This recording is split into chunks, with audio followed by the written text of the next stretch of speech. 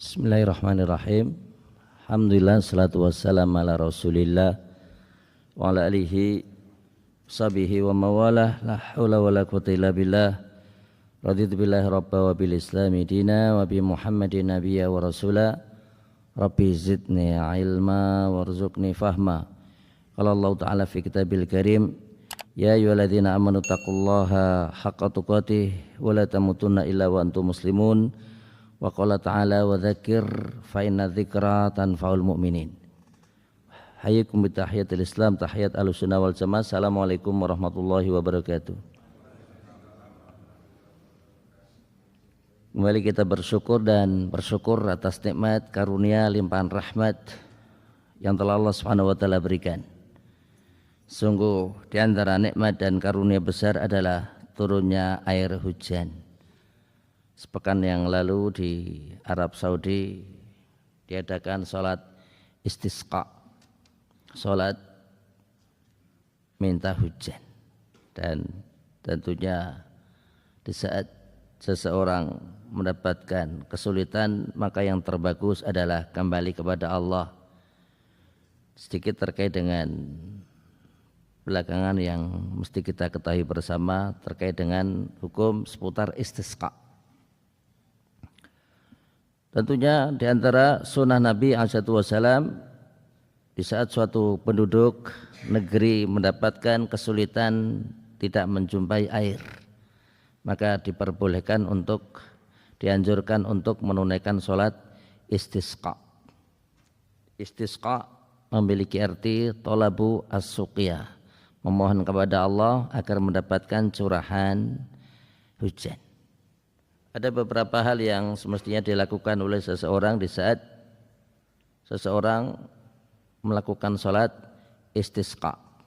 Yang pertama, sebaiknya suatu kaum jika mereka hendak melakukan sholat istisqa adalah didahului dengan puasa 3 hari sebelumnya. Puasa 3 hari sebelumnya. Dianjurkan pula untuk memperbanyak istighfar. Dianjurkan untuk memperbanyak istighfar. Yang ketiga, dianjurkan mereka yang memohon pertolongan kepada Allah untuk mendapatkan curahan hujan, yaitu memperbanyak sedekah. Memperbanyak sedekah. Dan sholat istisqa tentunya tidak dimulai dengan azan. Tidak dimulai dengan iqamat, tapi boleh sekiranya dimulai dengan ucapan as-salatu al-jami'ah. As-salatu al-jami'ah boleh. Adapun di antara yang dianjurkan pula, yaitu bagi mereka yang hendak sholat istisqa, dianjurkan untuk tidak memakai pakaian yang bagus, memakai pakaian yang biasa, yang menunjukkan butuhnya hamba kepada Allah Subhanahu wa taala. Termasuk di antara yang dianjurkan adalah diperbolehkannya mereka yang hendak sholat istisqa, yaitu dengan membawa binatang ternak,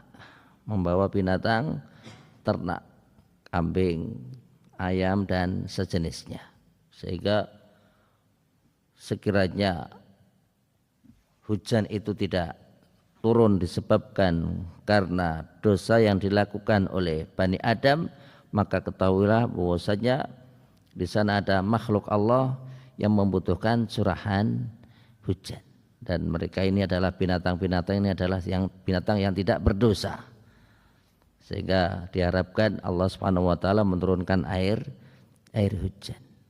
Termasuk di antara hal yang perlu kita ketahui bersama terkait dengan sholat istisqa. Sholat istisqa itu dianjurkan ditunaikan di lapangan, di lapangan. Berikutnya di antara hukum seputar istisqa, maka sholat istisqa itu satu, boleh sholat sunnah sebelumnya ataukah sholat sunnah sesudahnya. Sesudah rangkaian sholat istisqa boleh. Sebelum sholat boleh. Napa Bapak Ibu? sholat sunnah, dan sesudahnya juga boleh sholat sunnah. Berikutnya sholat istisqa dimulai dengan 7 kali takbir selain takbiratul ihram. Itu takbiratul ihram berikutnya diikuti dengan 7 kali takbir seperti kita menunaikan sholat Idul Adha atau Idul Fitri. Kemudian dianjurkan untuk membaca Al-Fatihah, kemudian membaca surat Sabbihisma rabbikal a'la. Kemudian rukuk, bangkit dari rukuk, sujud, duduk di antara 2 sujud, sujud lagi, kemudian masuk rakaat yang kedua. Di rakaat yang kedua ini Bapak Ibu, maka 5 kali takbir, 5 kali takbir sebagaimana yang biasa kita lakukan di saat sholat Idul Fitri atau Idul Adha. Selain takbiratul intiqal. Takbiratul intiqal adalah takbirnya seorang imam dari rakaat pertama menuju ke rakaat kedua. Allahu Akbar. Nah, itu takbiratul intiqal. Takbir karena pindahnya rakaat yang kedua. Kemudian sesudah kali 5 takbir, sesudah bertakbir 5 kali, kemudian membaca surat Al-Fatihah. Surat Al-Fatihah, kemudian sesudah itu membaca surat Al-Ghasyiyah. Membaca surat Al-Ghasyiyah. Rukuk, i'tidal yaitu bangkit dari rukuk, sujud, duduk di antara 2 sujud, sujud lagi, tahiyat dan salam. Sesudah itu dianjurkan untuk adanya khutbah. Adanya apa? Khutbah. Dan dianjurkan di saat imam itu menengadahkan kedua tangannya meminta kepada Allah hujan, maka dianjurkan kedua tangannya agar diangkat dengan berlebih. Ngeten. Berlebih. Dikatakan ada sahabat berkata, di saat kami melihat Rasulullah SAW beliau khutbah, maka beliau mengangkat kedua tangannya sampai kami melihat putihnya ketiak Nabi. Sampai kami melihat apa? Putihnya ketiak Nabi. Menunjukkan imam tatkala berdoa istisqa adalah demikian.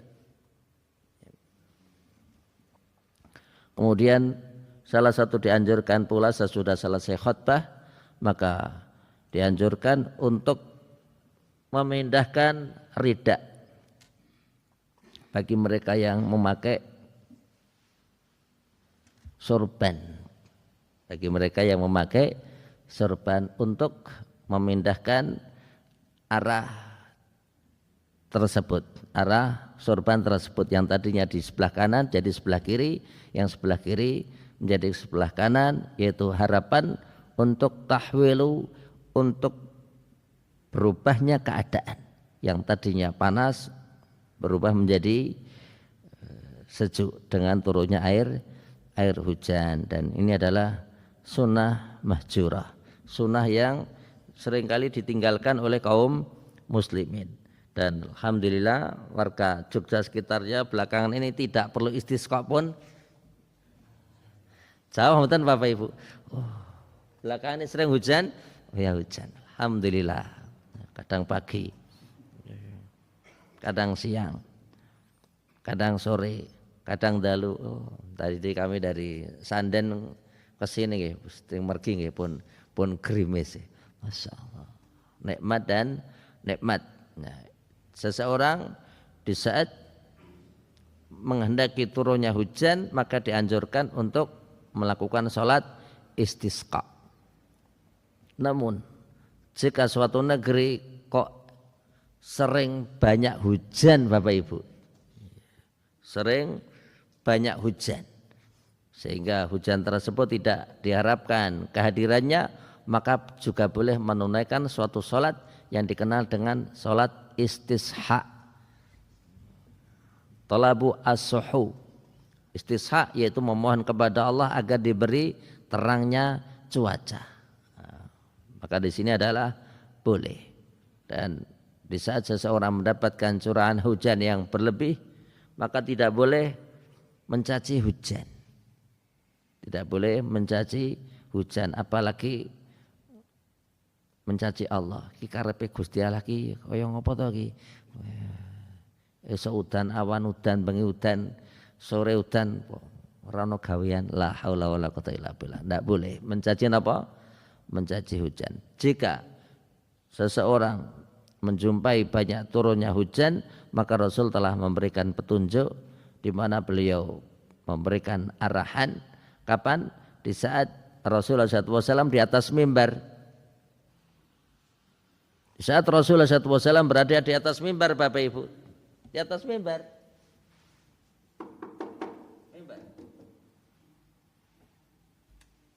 Di saat beliau di atas mimbar di hari Jumat, datang seorang A'rabi, seorang Badu, seorang tamu Arab gunung.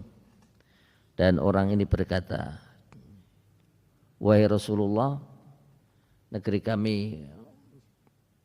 panas berkepanjangan. Mohonkan kepada Allah agar negeri kami mendapatkan curahan hujan. Masya Allah. Maka Rasulullah SAW pun menengadahkan kedua tangannya, dan disinilah Bapak Ibu menunjukkan bolehnya yang namanya khotib itu berbicara dengan makmum. Bolehnya apa? Khotib itu berbicara dengan makmum. Tapi kalau sesama makmum maka tidak boleh. Sesama makmum tidak boleh. Maka Rasulullah SAW sesudah beliau berdoa dan orang Arab ini dia pulang, dia jumpai negerinya mendapatkan curahan hujan. Sabtu hujan, Ahad hujan, Senin hujan, Selasa hujan, Rebu hujan, Kamis hujan. Seminggu hujan terus. Dan di hari Jumat berikutnya Rasulullah SAW beliau khutbah dan orang ini datang lagi. Diriwayatkan yaitu selain orang ini. Kemudian orang ini berkata, halakatil mawasi. Ya Rasulullah, di negeri kami ini kokean udan. Sehingga binatang ternak kami pada mati sebagian kintir. Doakan kepada Allah agar Allah Subhanahu wa taala memberhentikan hujan. Kemudian Rasulullah SAW berdoa, Allahumma hawalaina la alaina.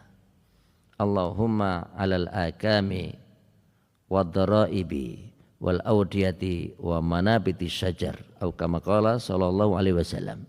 Rasulullah SAW menengadahkan kedua tangannya seraya beliau berkata, ya Allah, turunkanlah hujan yang turun ke bukit-bukit, tebing-tebing, lembah-lembah, daerah-daerah tandus tanaman yang membutuhkan siraman hujan.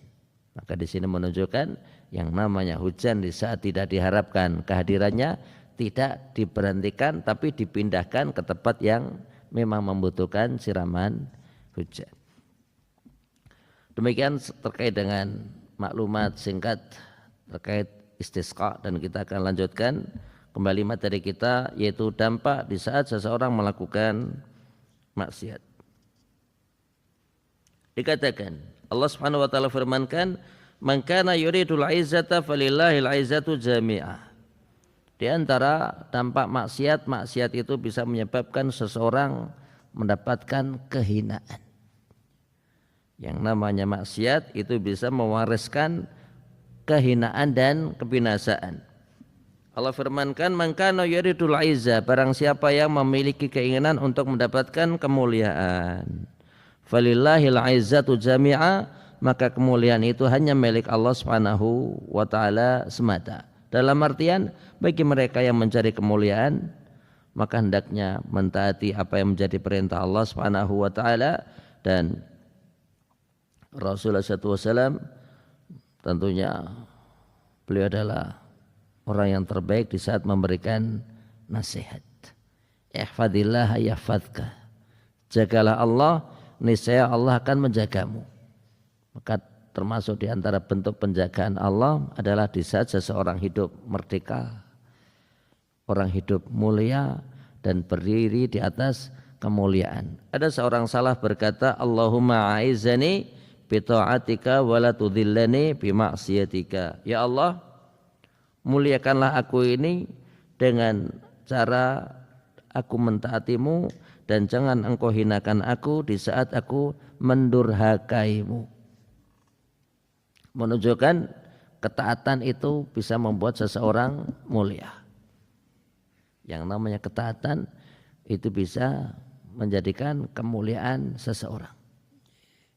Bahkan yang saya Bapak Ibu, di saat seseorang itu melakukan maksiat, maka disitulah maksiat itu menyebabkan seseorang menyakiti sesama muslim. Terus seperti maksiat kok bisa menyakiti hati seorang muslim Bapak Ibu?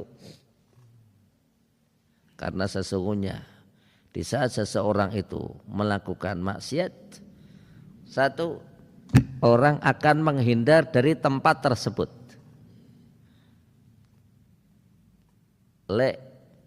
Nanti kita lewatnya jangan lewat sebelah sini. Kenapa? Lewat sebelah sana saja itu.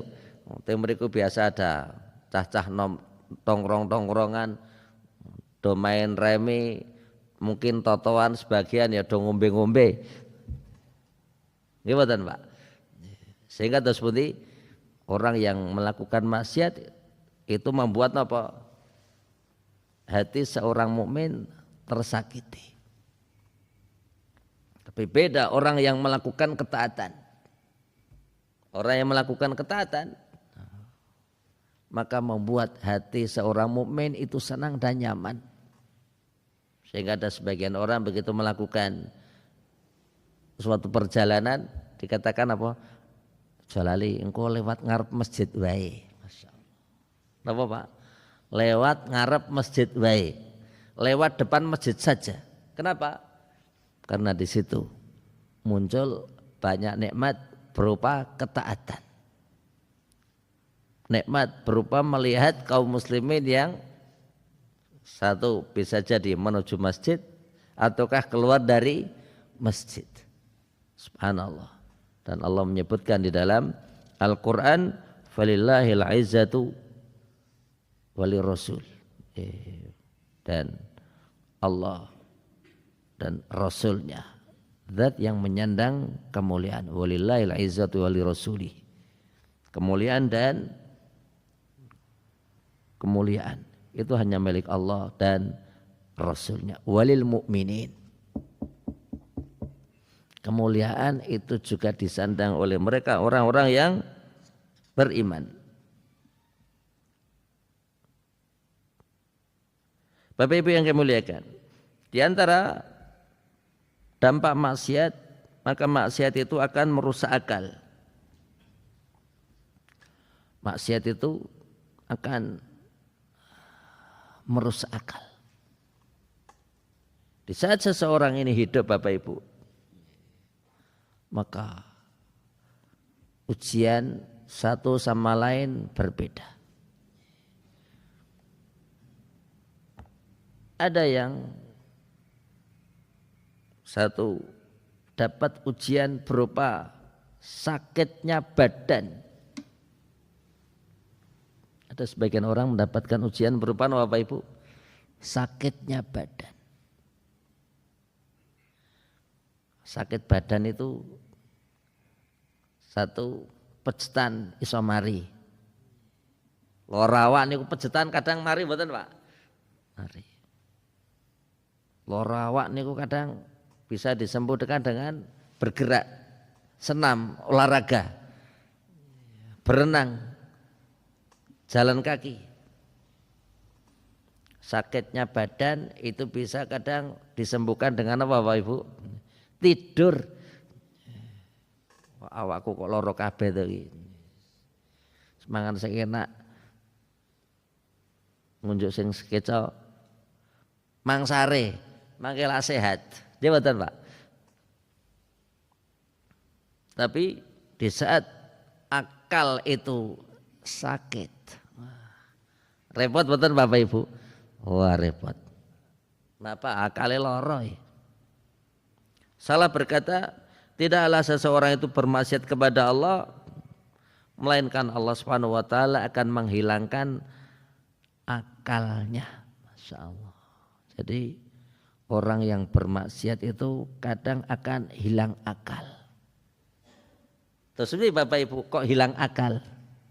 Maka dikatakan adalah la ya'riful ma'ruf wa la ya'riful munkar.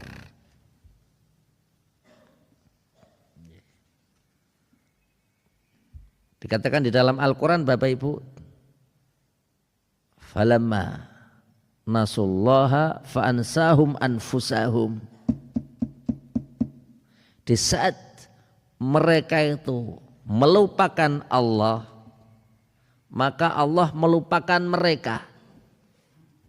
Kita ulangi Bapak Ibu. Di saat mereka itu melupakan Allah, maka Allah akan melupakannya. Bagaimanakah seseorang itu dilupakan oleh Allah? Seseorang dilupakan oleh Allah di saat dia tidak lagi mampu memiliki akal sehat. La ya'riful ma'ruf wa la ya'riful munkar. Dia tidak tahu ini baik, tidak tahu pula ini buruk. Sehingga apa yang dilakukan seakan-akan adalah apa? Semuanya baik. Masya Allah. Wal'iyadzubillah. Di saat seseorang punya penyakit hilangnya akal. Kenapa Bapak Ibu? La ya'riful ma'ruf wa la ya'riful munkar. Dan Allah menyebutkan inna sholata tanha anil fakhsya'i wal munkar. Jawatan Pak. Ini penting nih Bapak Ibu. Inna sholata tanha anil fakhsya'i wal munkar. Kadang ada sebagian orang memberikan penjelasan demikian. Tatkala ditanya, Mas, Pak, fahsya karo mungkar ki bedane apa? Jawab. Fahsya karo mungkar ki bedane apa? Apa wis padha. Fahsya ki ya mungkar, mungkar ki ya fahsya. Ya saya Bapak Ibu, tentunya beda antara fahsya dengan mungkar. Apakah yang membedakan antara fahsya dan mungkar? Di saat Allah firmankan inna salata tanha anil fahsya'i wal mungkar. Jadi kalau mungkar itu adalah keburukan yang nyata. Kalau mungkar itu adalah keburukan yang nyata dan kelihatan di depan halayak. Itu apa? Mungkar. Adapun fahsya adalah suatu maksiat yang dilakukan secara tersembunyi. Sehingga bisa jadi seseorang itu berada di dalam rumahnya dan dia melakukan dosa. Dan itu adalah apa? Fahsya. Adapun orang melakukan keburukan di luar rumah nyata, itu adalah apa? Mungkar. Itu adalah mungkar. Dan musibah di saat seseorang di dalam kehidupan ini la ya'riful ma'ruf wa la ya'rifu al munkar. Baik, kita lanjut. Bapak Ibu yang kami muliakan, maksiat bisa mendatangkan laknat. Apa? Di antara dampak buruk maksiat itu akan mengantarkan seseorang untuk mendapatkan laknat. Apa itu laknat Bapak Ibu? Laknat itu adalah al-bu'du an rahmatillah. Al-ba'idu an rahmatillah. Seseorang yang dijauhkan dari rahmat Allah itu adalah laknat. Maka jika kita melihat orang-orang yang mendapatkan laknat, maka orang tersebut dikekalkan di dalam Al-Quran. Siapa? Fir'aun. Fir'aun itu mendapatkan laknat, betul Pak? Makanya dulu waktu kita masih kecil-kecil, kok di kelas sekolah SD atau SMP, guru kok menceritakan Fir'aun di akhir apa Pak? Pembahasan. Guru akan mengatakan, nek disebut Fir'aun itu ngomong laknatullah alaih. Jawatan dulu Pak, dulu yang namanya guru-guru, kiai-kiai kampung niku ngajari mboten Pak? Ngajari. Kalau disebut Fir'aun dianjurkan untuk mengucapkan apa? Laknatullah alaih. Jawatan. Abu Lahab. Jawatan laknatullah alaih. Jawatan Qarun laknatullah alaih. Haman jawatan laknatullah alaih. Walayatubillah. Baik, kita lanjut. Ada beberapa perbuatan maksiat yang jika seseorang melakukannya akan mendapatkan laknat. Yang pertama adalah al-muhallil ataukah muhallil lahu. Muhallil ini apa?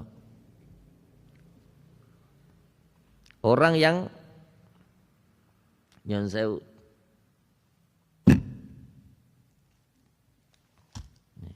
Ini suami, ini istri. Jawatan. Suami dan istri. Suami ini tentunya berbeda dengan istri. Ucapan suami itu mandi. Berbeda dengan ucapan istri. Jawatan.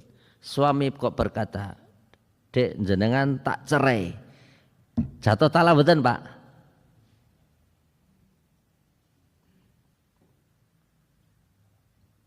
Ucapan suami sekali bilang engkau tak cerai, maka cerailah istri. Dan dia bisa rujuk lagi. Oh. Yang kedua kok dia menceraikan lagi, bisa rujuk lagi. Ya betul. Begitu sudah 3 kali, batal betul Pak perceraiannya, batal dan tidak bisa rujuk lagi. Sampai kapan? Sampai ada laki-laki lain yang menikahi perempuan ini. Kemudian laki-laki ini menceraikannya. Begitu sudah menceraikannya, maka laki-laki ini boleh balik. Subhanallah. Jadi ucapan laki-laki itu mandi. Tapi beda ucapan perempuan. Hari ini bilang sama suaminya, Mas jenengan tak cerai, tak cerai, tak cerai, tak cerai, tak cerai. Esok ping 5.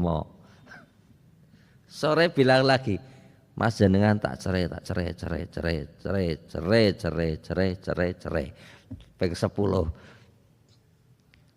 Mandi mboten Pak? Enggak mandi.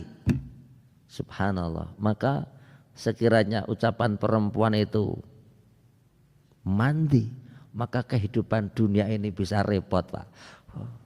Kenapa setiap suami bisa dicerai sama istrinya? Maka laki-laki berakal sehingga dia tidak menceraikan istrinya kecuali dengan sesuatu yang hak. Tapi kita lanjut. Ini laki-laki, ini perempuan. Begitu sudah cerai 3 kali, maka laki-laki ini bilang sama laki-laki ini, Mas, jenengan ngerti bojoku sing tak cerai kae? Ngertos. Nikah ono. Tapi enggak usah kamu tiduri. Kamu nikah tok, nggih tok tok. Engko tak bayar 20 yuta. Oh ya ora apa-apa. Begitu dinikahi dapat seminggu dicerai. Kenapa? Harapannya agar orang ini bisa rujuk lagi. Disitulah yang namanya muhalil. Orang yang berperan untuk kerjasama sama orang lain, ya betul Pak, dalam rangka menikahi istrinya yang sudah cerai 3 kali. Padahal di dalam Islam ketentuannya jika ini mau balik Bapak Ibu, satu harus nikah sama laki-laki lain. Yang kedua harus terjadi hubungan suami istri. Ya betul. Yang ketiga apa? Tidak boleh direkayasa. Tidak boleh direkayasa. Nah, orang yang melakukan ini suaminya dosa, orang ini pun juga dosa. Mendapatkan apa? Laknat, muhalil dan muhalil lahu. Yang kedua, di antara mereka orang yang akan mendapatkan laknat adalah mudminu al-khamri. Mudminul khamri itu adalah pecandu khamr. Orang pecandu khamr itu, no Bapak Ibu, pecandu khamr itu adalah orang yang bakal mendapatkan apa? Laknat. Dikatakan Rasulullah SAW melaknat mereka yang memeras khamr, memeras anggur. Orang yang jual, orang yang membeli, bahkan orang yang membawanya, orang yang ngangkut, orang yang konsumsi. Bapak Ibu yang kami muliakan,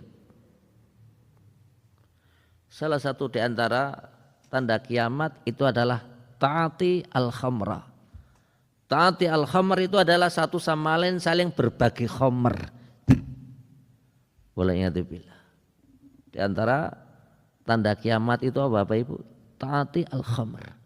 Di akhir zaman nanti orang akan satu sama lain saling berbagi apa? Khamr.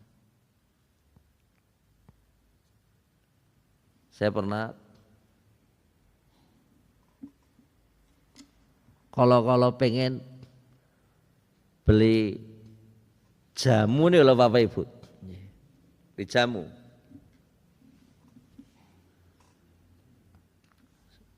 Begitu datang, jamu-jamu nih, bukan jamu yang gendongan badan, warung jamu nih. Saya kalau pengen, kalau nggak pernah pengen nyoba, saya pesan, saya minum.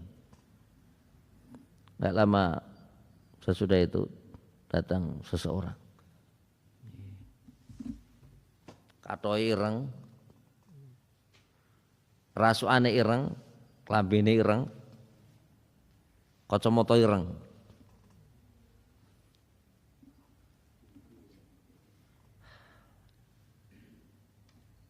Bawa tas kresek ireng.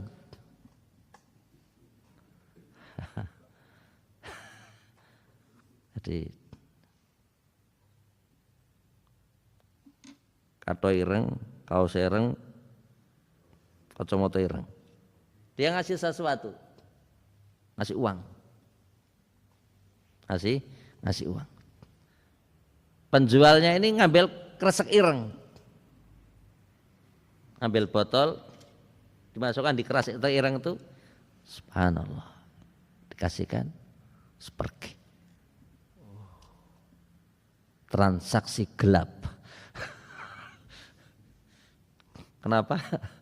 Jual belinya dilakukan di malam hari, kelambi ireng, kaos ireng, kato ireng, ya betul Pak. Oh, kacamata ireng, botol ireng, lepoke ting kresek ireng. Masya Allah, dunia gelap betul Pak. Oh, ternyata Homer tuh ini, Masya Allah. Jadi SST, sama-sama tahu betul Pak. Sama-sama tahu. Wala'iyadzubillah. Baik. Di antara mereka yang akan mendapatkan laknat adalah Rasulullah SAW menyebutkan la'anallah man ghayyara manaral ard. Allah akan melaknat siapa saja yang memindahkan patoknya tanah. Allah akan melaknat siapa saja yang memindahkan patok tanah. Kadang terjadi betul Pak. Seseorang punya rumah, punya pekarangan, punya sawah, ditinggal ke Sumatera atau ditinggal ke Kalimantan atau tinggal ke pun tempat jauh. Begitu pulang silaturahim, jalan, lihat rumahnya, lihat kebunnya, begitu lihat sawah, patoknya kemarin di sini, jawatan.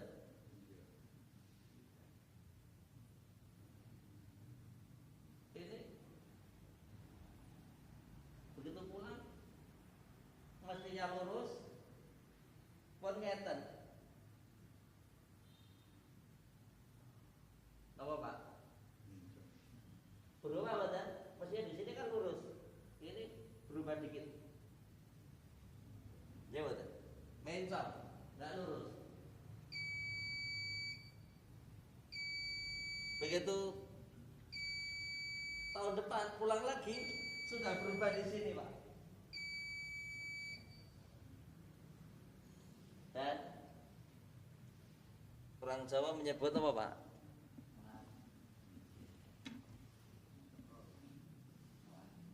Pun apa jenenge istilah Pak? Late ilang nggih. Yo. Lake ilang. Berubah. Kadang bisa jadi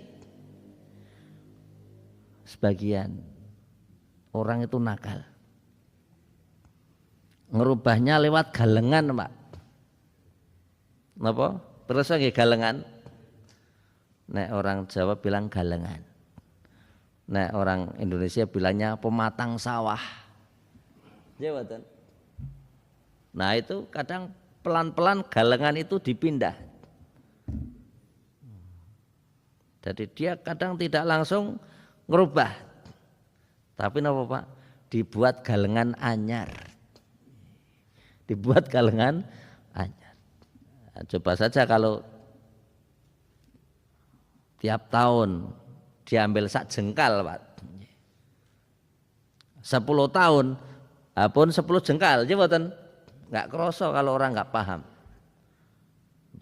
Dan disitulah Rasulullah SAW menyebutkan siapa saja yang mengambil satu sibir, siapa saja yang mengambil satu jengkal tanah, tuwiqa alaihi, nanti dia akan memikul satu jengkal tersebut dan 7 lapis bumi. Insyaallah. 7 lapis bumi.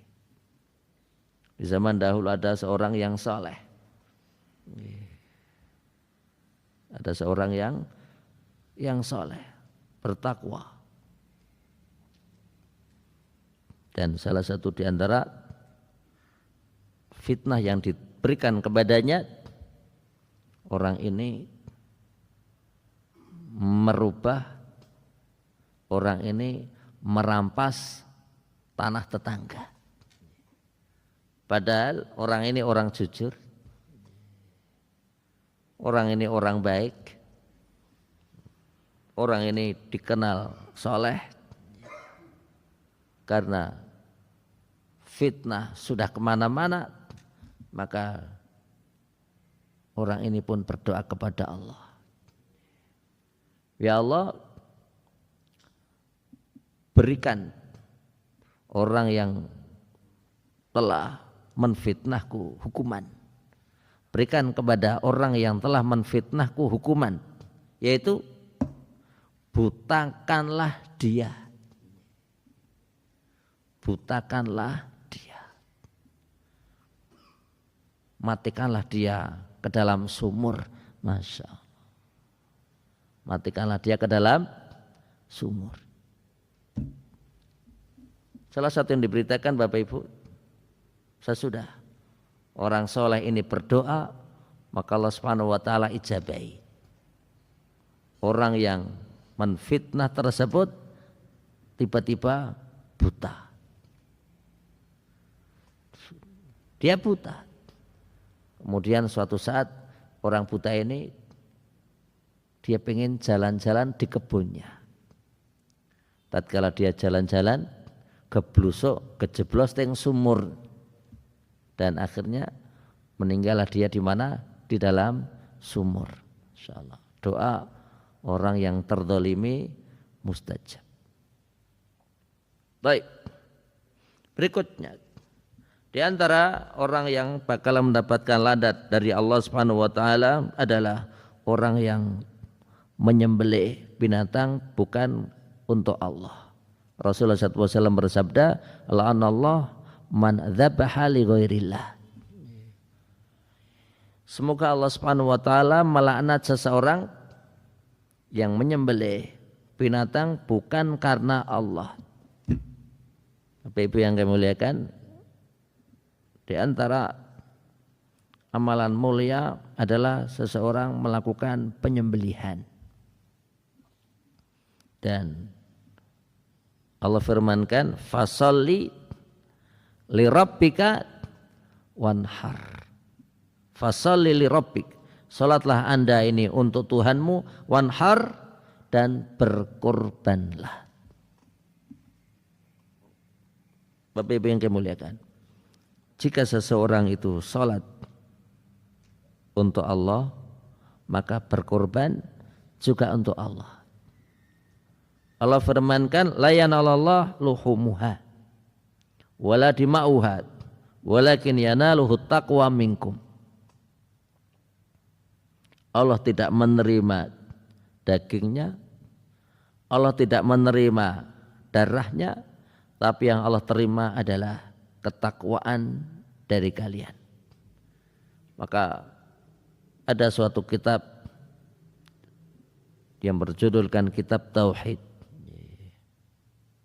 Dan salah satu pembahasan adalah dakhala rajulun al-nara fi dzubab wa dakhala rajulun al-jannata fi dzubab. Ada suatu kitab berjudulkan Kitab Tauhid. Salah satu pembahasan adalah seseorang yang masuk surga disebabkan karena lalat, dan seseorang masuk neraka disebabkan karena lalat. Terus pun masuk swarga kok gara-gara lalat, dan masuk neraka kok gara-gara apa? Lalat. Maka dikatakan marra rajulun ala qaumin. Ada seorang laki-laki yang hendak melintas ke suatu wilayah. Di saat orang ini hendak melintas, maka orang ini dicegat oleh penjaga gerbang. Apa katanya? Qarib. Kalau kamu ini mau melintas, kalau kamu ini mau lewat, harus mengorbankan sesuatu. Kemudian orang ini berkata, ma indi syai' hatta uqarrib. Aku tidak memiliki sesuatu yang dengannya aku akan mendekatkan diri untuk patung ini. Kenapa Bapak Ibu? Karena di tempat gerbang tersebut ada patung dan tidak boleh orang lewat kecuali harus mengorbankan sesuatu, memberikan sesajian. Begitu dikatakan ma indi syai' uqarrib, aku tidak memiliki sesuatu yang bisa aku persembahkan. Kemudian penjaga gerbang ini mengatakan qarrib walau dzubab, berikan persembahan untuk patung ini sekalipun dengan lalat. Oleh laler, jawatan begitu oleh laler dia pun mempersembahkannya dan dia pun diperbolehkan untuk lewat. Fadakhalan nar, yang kemudian orang ini mengantarkan dirinya ke api neraka. Tidak lama sesudah itu lewatlah seseorang dan orang ini hendak melintas. Qarib, hendaknya engkau mendekatkan diri. Kalau mau melintas ya harus memberikan sesajian, persembahan. Kemudian orang ini berkata, aku tidak bakalan memberikan persembahan apapun. Aku tidak mau. Karena dia tidak mau, maka orang ini pun dibunuh dan akhirnya masuk surga. Subhanallah. Maka disitulah yang namanya seseorang di dalam kehidupan ini hendaknya hati-hati. Subhanallah. Lalar Bapak Ibu, lalar kan binatang yang jawatan menjijikkan. Dan Allah Subhanahu wa taala ciptakan di situ ada hikmah. Berikutnya di antara mereka yang bakal mendapatkan laknat adalah orang yang memiliki kebiasaan yaitu berperilaku laki-laki padahal dia perempuan, ataukah berperilaku perempuan padahal dia laki-laki. Laki-laki menyerupai perempuan, perempuan menyerupai laki-laki. Kadang mboten sekarang terjadi Bapak Ibu.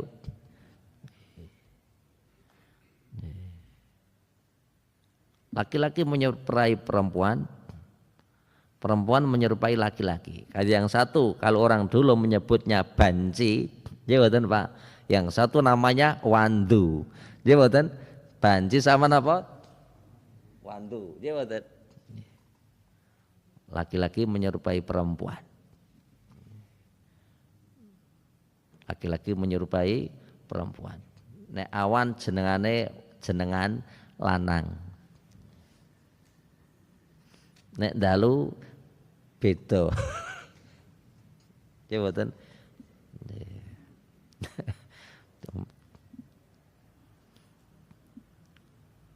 Ataukah sebaliknya, ada sebagian dia perempuan Bapak Ibu,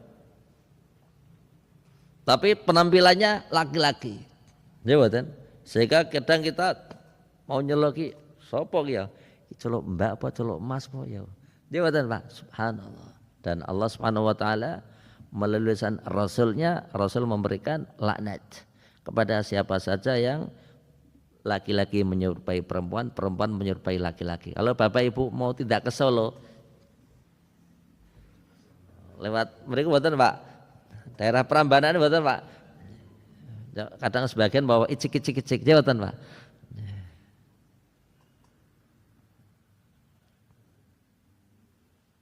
Kok Bapak Ibu kok pakai mobil, pos mengendarai mobil. Pun mang suka ke peci teng mriku ngoten. Teng arep niku rawani, Pak. Kita kasih peci di dekat supiran gitu. Niku mereka tahu diri. Oh, biasa sholat, nggak mau dia. Oh ini mungkin Pak Ustadz, mungkin ini Pak Kiai, itu nggak dideketi. Subhanallah, nggak perlu harus marah-marah. Jawatan Pak, taruh peci atau taruh sorban, ngoten mawon. Itu mereka kadang nggak enak sendiri, nggak enak sendiri. Bisa dicoba pun, bisa dicoba. Ya, kita banyak berdoa, jabatan. Nah, kita banyak berdoa kepada Allah, semoga pemerintah, jabatan Pak, memberikan untuk mereka ini apa Ibu, menyadarkan, jabatan Pak. Yang paling bagus apa? Menyadarkan dahulu, jabatan. Yang kedua diberi lapangan pekerjaan, jabatan, diberi lapangan pekerjaan. Tapi yang paling bagus harus apa? Menyadarkan dulu. Kalau mereka laki-laki ya harus laki-laki. Kalau perempuan ya memang harus perempuan. Ada pembahasan yang disebut dengan khunsa muskil. Apa Ibu? Khunsa muskil. Yaitu seseorang yang memiliki dua kemaluan. Seorang tapi punya apa? Dua kemaluan. Nanti insya Allah kita bahas di pekan depan. Insya Allah. Maturun atas perhatiannya. Ada hal yang kurang berkenan, mohon maaf yang sebesar-besarnya. Subhanakallahumma bihamdika, asyhadu an la ilaha illa anta, astaghfiruka wa atubu ilaik. Banyak kita berdoa kepada Allah. Semoga Allah Subhanahu wa taala merahmati kita, memberikan pada kita ilmu yang bermanfaat, rezeki yang barokah, keluarga yang sakinah, mawaddah, warahmah. Semoga Allah Subhanahu wa taala memberikan pada kita pemimpin-pemimpin yang terbaik, pemimpin-pemimpin yang bertakwa, sehingga akan berdiri negeri yang baldatun thayyibatun wa rabbun ghafur. Amin ya rabbal alamin. Allahumma shalli ala Muhammad wa ala ali Muhammad kama shallaita ala Ibrahim wa ala ali Ibrahim wa barik ala Muhammad wa ala ali Muhammad kama barakta ala Ibrahim wa ala ali Ibrahim innaka Hamidum Majid. Allahumma ya Ghaffar ya Ghafur Rahim ya Dzal Jalali wal Ikram innaka ala kulli syai'in qadir. Allahumma qsim lana min khasyatika ma tahulu bihi bainana wa baina ma'asik, wa min ta'atika ma yuqarribuna bi jannatik, wa min al-yaqini ma tuhawinu bihi alaina masaiba dunya. Allahumma matina bi asma'ina wa absarina abada ma ahyaitana ya dzal jalali wal ikram. Allahumma inna nas'aluka fi'lal khairat wa tarakal munkarat wa hubbal masakin. Allahumma habib qulubina al-iman wa karrih alaina al-kufra wal fusuqa wal isyan. Allahumma inna na'udzubika min ilmin la yanfa' wa min qalbin la yakhsha' wa min nafsin la tashba' wa min du'ain la yusma'. Rabbana hab lana min azwajina wa dhurriyyatina qurrata a'yun waj'alna lil muttaqina imama. Allahumma rabbana sadibil bas isfi anta syafi la shifaa illa shifauka shifaan la yughadiru saqama. Allahumma shfi mardana mardal muslimin. Allahumma shfi mardana wa mardal muslimin. Allahumma shfi mardana wa mardal muslimin. Rabbana ighfir lana wa li walidayna warhamhum kama rabbayana shighara. Allahumma nas'aluka jannatakal firdausal a'la wa na'udzubika minan nar. Rabbana atina fid dunya hasanah wa fil akhirati hasanah wa qina adzabannar. Wa sallallahu ala Muhammad wa ala alihi wa sahbihi wa sallam. Akhiru da'wana alhamdulillahi rabbil alamin. Turun atas perhatiannya. Assalamualaikum warahmatullahi wabarakatuh.